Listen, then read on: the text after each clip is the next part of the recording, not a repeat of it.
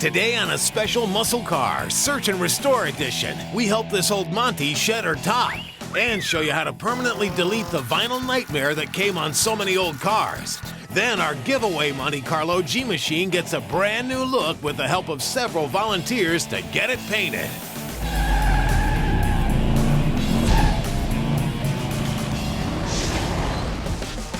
This is what we started with. A plain Jane small block 1970 Monte Carlo, and it was in need of some help. Starting with a 6-liter LS built by the horsepower guys that kicked out 517 ponies. Then we made some templates to plate up the frame for strength and did a whole pile of welding. But the results, well worth the effort. Then Ian from Extreme built us a full float rear end, while our frame was out getting powder coated gunmetal gray. After a little while in the oven, she came out real nice. Then the engine went on the frame along with the headers, and the steering box was put in place, and we plugged in the starter. Next we got to build a performance suspension system onto that freshly reinforced frame, and that was about all she wrote for the chassis. Time to give that body some attention. Hey guys, we've been making some pretty awesome headway working on our old Monte Carlo here. Today we're going to conquer something that somebody back in the day actually paid for because it was an option on this old car, and that is this vinyl top. Now oftentimes vinyl tops can actually cause a lot of problems because when they start drying out, they crack, and well, that causes moisture to get up under them and cause a whole lot of rust. Now our old vinyl top doesn't have any rips or snags in it or anything, but it definitely has some discoloration on it. This thing's got to go.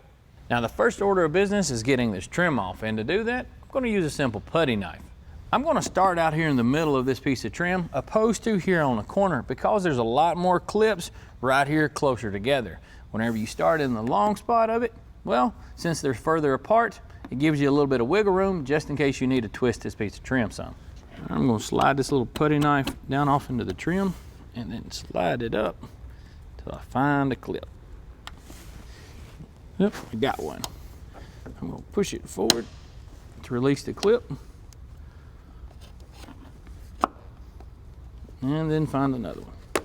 Now these clips only work in one direction, so if you're trying to push it one way, it may not be the right direction you're pushing. You have to push from the opposite side. It all depends on how the person installed it before they put it on. Now you want to use something flat and thin, kind of like this putty knife, not a screwdriver, because otherwise a big thick screwdriver would screw up your trim.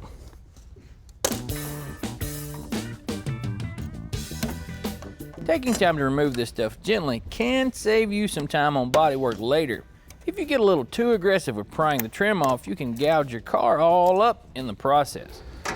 Now, a lot of times on the little corner pieces of trim, there's actually a screw or bolt or something from the inside of the quarter that has to be removed before you can take that piece of trim off. And this one is that way.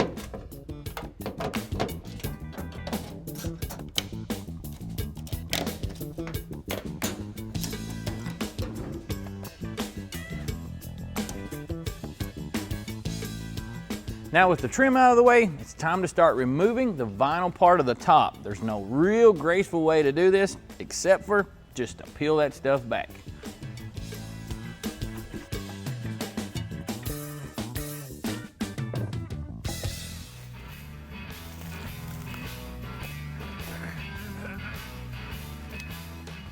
Luckily, the adhesive holding this top on has lost its elasticity and bonding strength. If the top had been put on only a couple years ago, well, then it would have needed a whole lot more persuasion to be removed. Now with the canvas removed, you can see pretty much what gave the old vinyl top such a bad name from back in the day. This top doesn't have any paint on the top of it. It's just pretty much raw steel. They did that trying to save a few extra bucks instead of having to paint all the way out here. But what problem that caused was when that vinyl top starts to crack, well, it's water on top of raw steel. That's not a good mix. Still ahead, how to get the goo off when you're dealing with a vinyl top. Then it's painting time.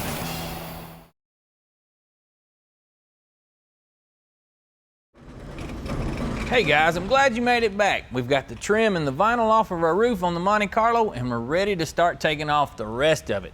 Problem is, it's the goo and it's the most difficult to get off of there. There's several different ways you can try. Here's a couple of them for you. Now the first way I want to show you is by using a sander. Now with our top being so old, the glue's not very gummy, so sanding it off would probably work pretty easily. Now you want to use a very coarse grit of paper, because if you use something real fine, well, as soon as you start sanding, all that goo is going to build up onto the paper, cake it up, and you won't be sanding off anything at all.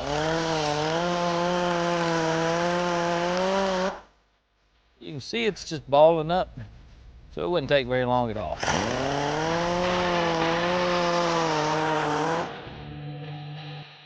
Not bad. Another thing to keep in mind whenever you're sanding off a material like this is to sand from one side to the other. Don't be hopping around and skipping, because the heat from this sander, well, it can make the glue re-adhere to the panel. Another way that's often tried is with a chemical, like this stuff here. It's DX440. It's a pretty concentrated wax and grease remover, so let's give it a shot.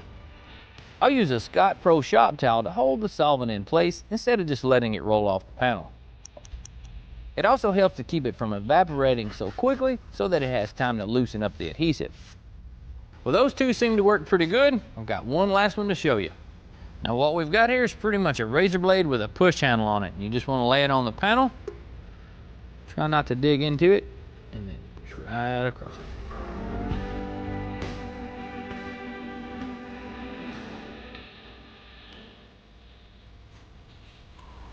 With the glue being as old as it is, this is a really efficient way of getting it off of the car. Matter of fact, I'll just go ahead and finish this up using this blade tool. Now, if you've ever done very much scraping at all with a razor blade, you may have noticed this. If you ever try to use one of these to do some scraping, there seems to be like a sharp side and then like a jagged side. If you put it in and then you try to do some scraping and it seems like it's digging in, you might try flipping the razor blade over, because I've had to do that a time or two and it seems to just cut a whole lot better.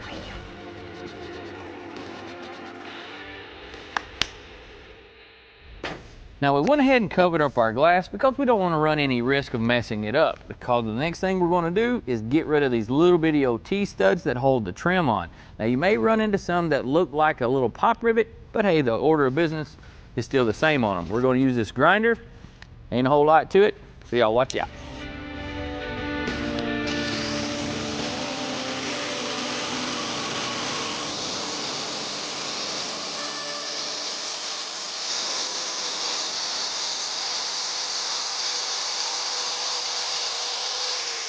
Now I just got to grind off the rest of these studs, and then we'll be able to start the bodywork on our old Monte Carlo. Now if you've got a car at the house that you want to get rid of the vinyl top, don't be afraid of taking it off. It ain't a whole lot to it, it's just pretty labor intensive, so give it a shot. Stick around and see what it takes to unleash the two-tone beauty hidden within your ride. With help from several volunteers, our giveaway Monte Carlo G-Machine finally gets painted.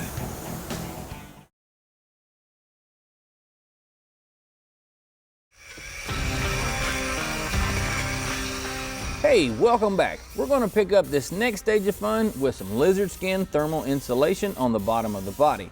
It's going to knock down the temperature on the inside of the car a good bit. And it gets top coated with a couple of layers of semi-gloss black.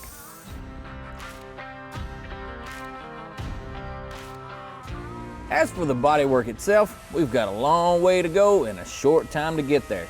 So we brought in some top-notch paint and body guys that we know to help get this thing straightened right out. You may recognize Chris Ryan, the owner and operator of Ryan's Rod and Custom outside of Greenwood, South Carolina. He's been tinkering with cars since the hard-headed age of 10 years old, helping his pappy do body, custom, and restoration work in his Pennsylvania shop. He also brought along Mike Jones, one of his body and paint guys.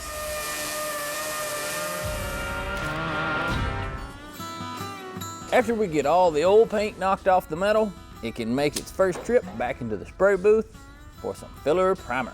We're getting ready to do the first primer on this vehicle. So we'll go ahead and mask off what we need to mask off, protect that does not need to get primered. We'll come back later, second round of primer, take care of this.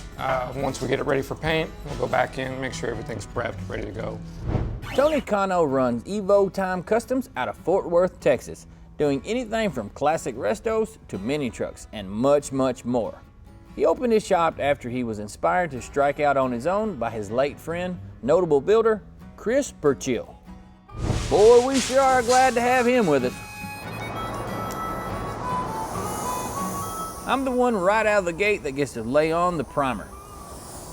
The first coat goes on top of the bodywork spots to give us a little more material to block on. Then I'll hit the entire body with a layer to even it all out. Then it's time for the real fun. Not. Right now what we're doing is blocking the high build filler primer. We're going over with 180 grit at this point. We'll reprime and then continue to block sand with 320 and 400 in preparation of paint. This cat right here would be Justin Nichols, owner of Nichols Paint and Fab in Watseka, Illinois. Not only can he do you some custom metal artwork, but custom paint, airbrushing, metalwork, and all kinds of cool stuff is right up his alley, including patching these fenders for us. I'm mixing up some PPG K38 urethane primer that we got from Single Source. That way old Chris can spray on a couple of coats, and before we know it, we're gonna be ready for some color. This is a coat of PPG's K38, which is a 2K urethane primer. The beauty of this stuff is the way it sands out, super slick, which gives us an excellent surface to apply color. Pretty soon, she's gonna be ready to put on her prom dress. In a few, we'll tie a bow on this paint job by laying down some color and clear.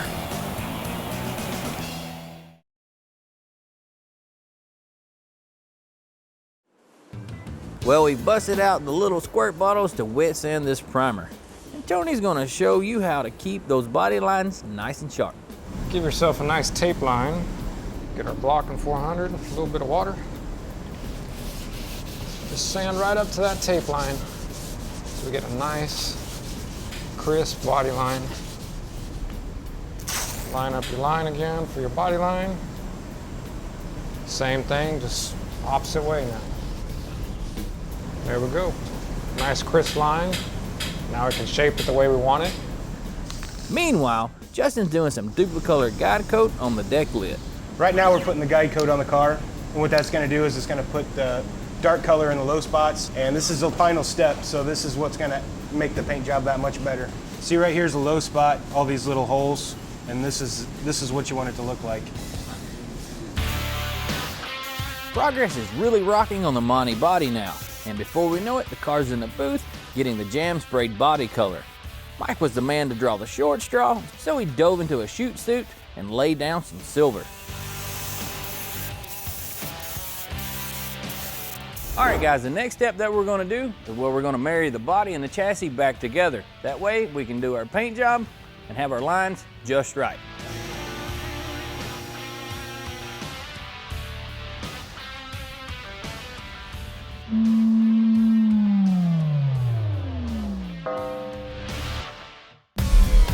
The rendering that we're working off of shows you what our goal is for the paint job. Two-tone silver and black with a green stripe to bust them up. We'll start with the sealer and mask the car to the floor to keep the overspray from getting on the underside. Well, all right guys, we're pretty much ready to start spraying on our Monte Carlo. Tony's mixing up some sealer. He's gonna be the trigger man on this thing. It's fixing to get good. The sealer is the last thing to go on before we start spraying paint on. It provides a tie coat to promote adhesion between our bodywork and our base coat. And it also provides a uniform canvas for the paint.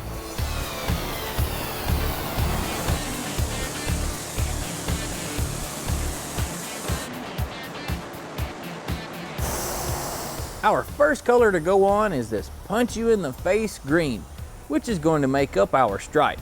After that dries, the green gets masked over.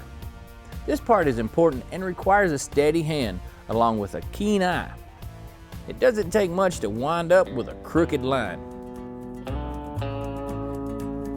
Then we'll send in a pair of them gunslingers. Chris and Tony will hammer down the black on the top side. After that, the mask has to be reversed. What we're doing here is taping off the black in the stripe so we can paint the charcoal bottom.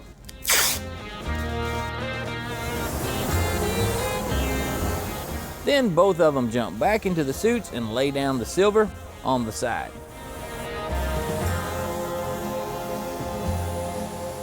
Now that's talent.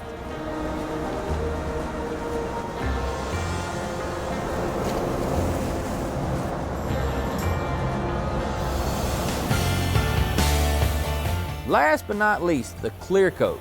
The Iwata guns that they're using to spray on are a couple of the LS400 Supernovas with a 1.3 tip. These are high volume, low pressure guns, and they're perfectly suited for spraying on clear.